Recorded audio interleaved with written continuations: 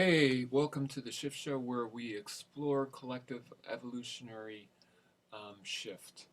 And today's episode is What Sets Us Apart.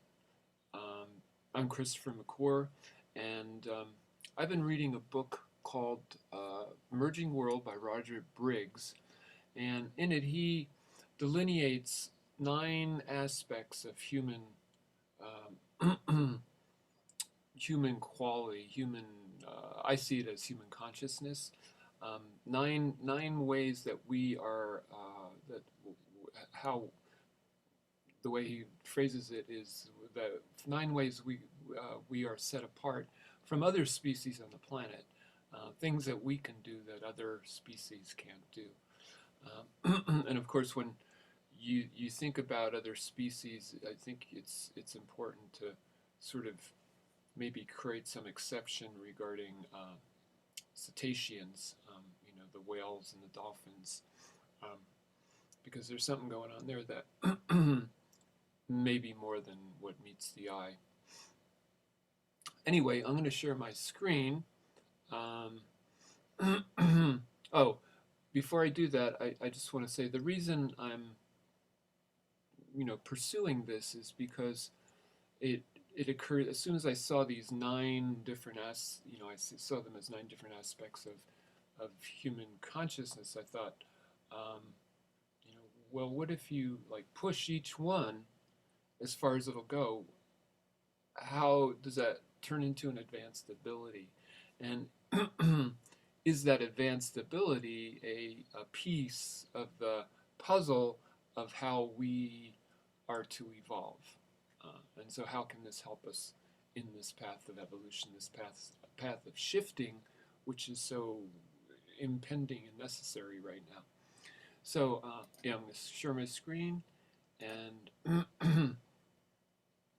this is the ancient Enneagram, and I've charted those 9 qualities out on this geometric figure.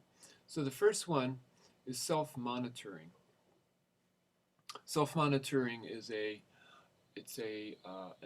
ability to assess one's actions, one's behavior, based on a goal and one's success and failure regarding that goal. And if in my mind, if you kind of push that out, what it brings into focus is how what I've learned in my life is that my success and failure is, in terms of manifestation, is largely determined on how well my will aligns with divine will, with the overall will of the universe, the original universal intention. And if I am in alignment with universal intention, then what I do is there's not as much mistake in it.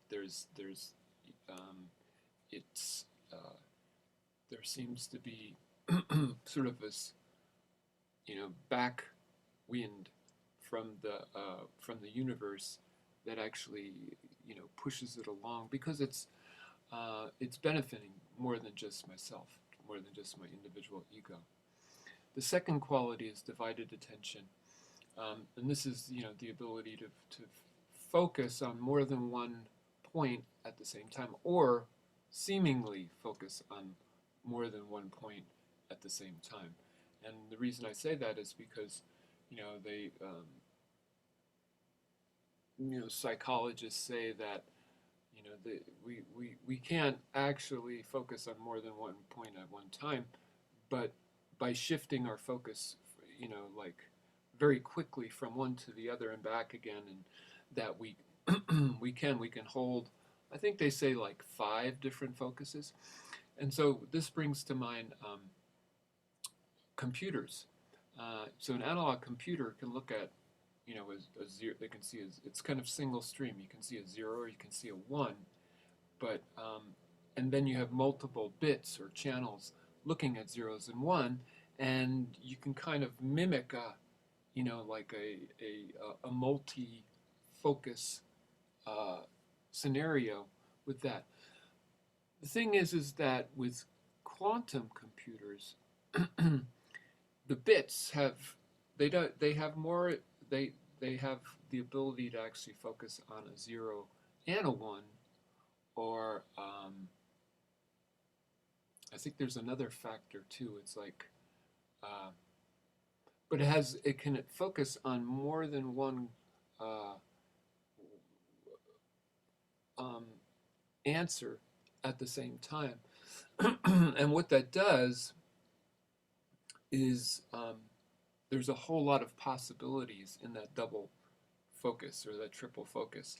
And when you have a bunch of bits having that double, or triple kind of uh, focusing, it goes out into infinity pretty quickly. And I think there's an analogy, between computers and our own minds, that when you get down to the quantum level, when we can get to the quantum level, um, we have that ability to actually consider, more than one possibility at at the same time, and that quickly goes into omniscience, a quality um, which science, actually not science, but spirituality has, various traditions have, talked about that. It's a spiritual, with advanced spiritual development, there develops omniscience, which is an awareness of everything in the universe, and this is in alignment with, a belief that I've had, that um, human beings, we have the unique capability of becoming, in a sense, becoming the whole universe, or embodying the whole universe in a physical form, um, and uh, you know, um, and it's because we have this ability to, for our consciousness to expand to the whole universe while still in a body, right? And that is omniscience, and so that's number two. Number three is self-recognition, and this is the ability to, simply put, to look in a mirror and to recognize that the image you're looking at is actually yourself, and that is a unique ability that we have. Animals don't have that ability. They don't see, um, they don't know that that's themselves that they're looking at. They might see it as another member of their species, or so if you take that ability and you kind of, grow that out, um, it's it what it turns into, the way I see it, is the ability to see the essential self, and the ability to see one's own soul, one's essence, beyond the physical body. Um, and of course, when you can see when you can see your own soul, and when you can see the souls of other people, then what you're seeing is beyond time, right? It's beyond lifetimes. It's what exists in each of us, beyond this physical incarnation. So, what I just call that soul recognition. The fourth quality is whole body imitation, and these qualities, as I looked at them, I realized that they kind of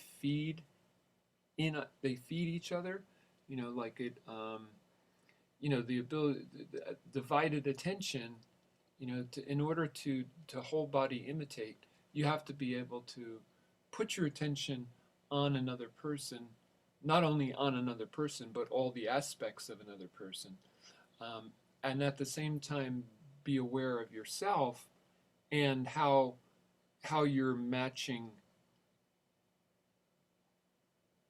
your movement to their movement, which is there's some sense of self-monitoring in there. Um, So anyway, when you take whole body imitation as far as it'll go, I think what that leads to is what in the shamanic world uh, is referred to as shape shifting, the ability um, to change one's own form into the form of another another form, another species. Okay, so the fifth one is mind reading. And what Roger means by mind reading is that the ability to recognize that we each have a mind, and that each mind has its own set of thoughts and emotions. And so with that realization, there's some ability to anticipate what another person is thinking or feeling.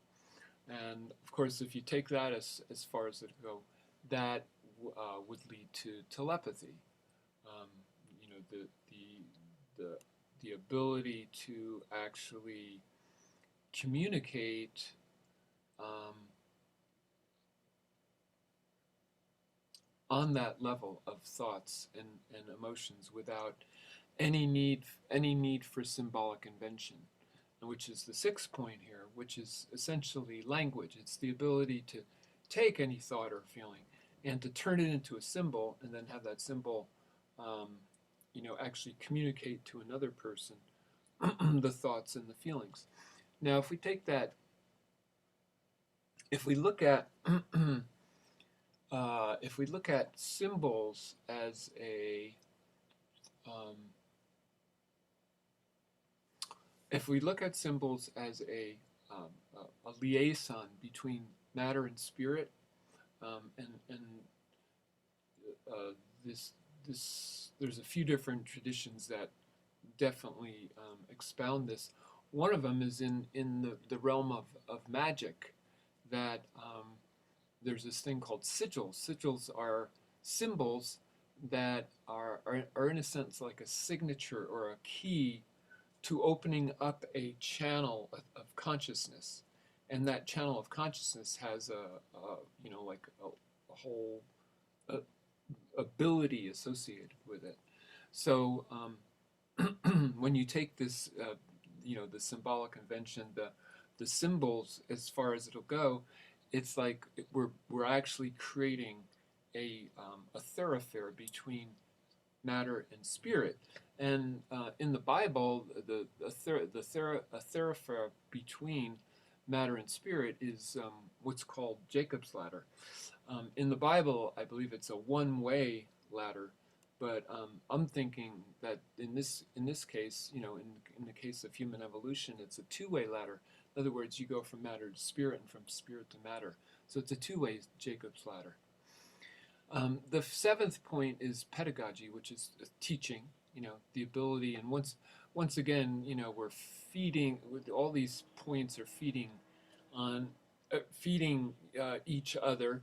This first half of the circle here is about learning skills, but then now the second side, the left side of it, is more about communicating those skills.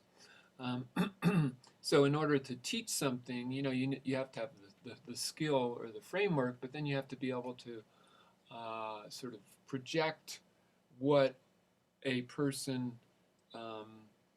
is thinking and feeling, so that you can create the right kind of symbol for that, to communicate that framework to that person.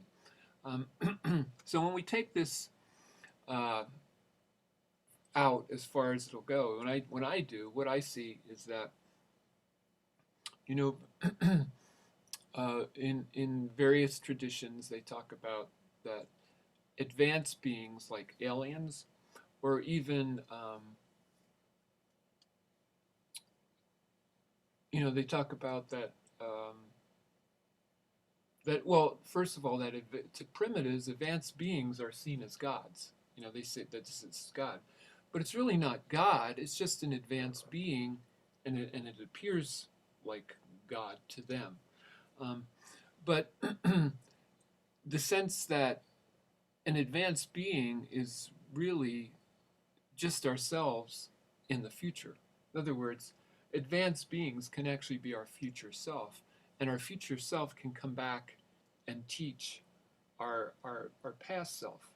So in that sense, the future self um, transcends time. It actually, moves, has the ability to move through time, and um, and so this when you take pedagogy out as far as it'll go, there's this sense that we're um, that that time is, it dissolves, and that we're teaching, um, that all levels of ourself is teaching ourself. So then we have complex skills, and complex skills are really these frameworks, that we learn here, but they're just stacked. You just, and that's what happens. That's how advanced technology is developed. Is just, isolated frameworks that are stacked together. Like when you think about sending man to the moon, all the isolated, you know, tasks that are sequenced in order for that whole operation to happen. And when you stack those and you create this advanced technology, whether that a technology is external or internal, which you become, you become a master of the universe. Let me just fix the position of this there. You become a master of the universe. It's mastery of the universe. And along with so the next point, self-reminding. Self-reminding is the ability to understand that there is a sequence of activities which lead to a certain result, and the ability to remind oneself in that sequence of abilities, to the ability to remind oneself what the goal is and where we are, and so that you can keep moving on that path. Um, when you take this ability, when I think about taking this ability out as far as it'll go, um, what it brings to mind is this notion in advanced Buddhism. Advanced Buddhism has two names: Mahamudra, or uh, Dogen, and there is this notion that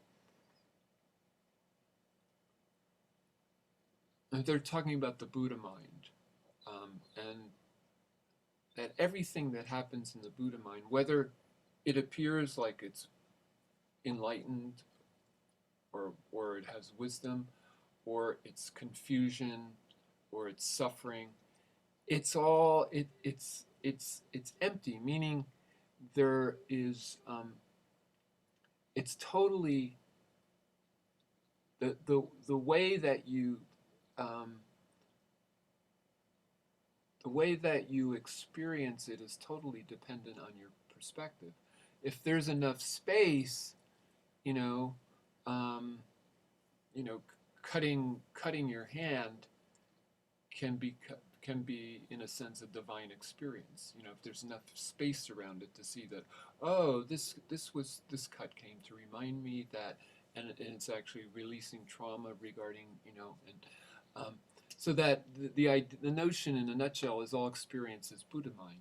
Whether it's confusion, or whether it's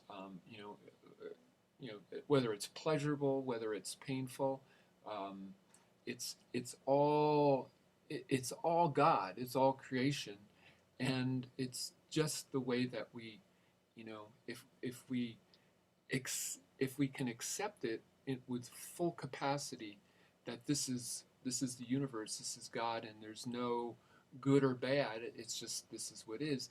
Then it all becomes a divine experience, and that is the reason I have this at number 9 and up at top is because this kind of trumps everything. That there's any kind of sense of any plus or negatives all along the circle here just gets dissolved in that it's all good, basically. It's all good. So I'm going to stop my share now. And this has been Christopher McClure. And this episode is What Sets Us Apart. And what I would like from you, I'm asking you, the call to action I'm asking from you is to comment and leave your ideas, and it's like if if if uh, if you don't like a way that I've extrapolated this, then say so, but say the way that you think it should be extrapolated, or if you have new ideas regarding it, or even if you have like qualities that you think are not included, include those. Let's get a discussion going. I believe that the way that we evolve is by making conscious the path of evolution, and that's what I'm seeking to do. And so once again, this is Welcome to the Shift Show, where we explore collective evolutionary shift. Thank you.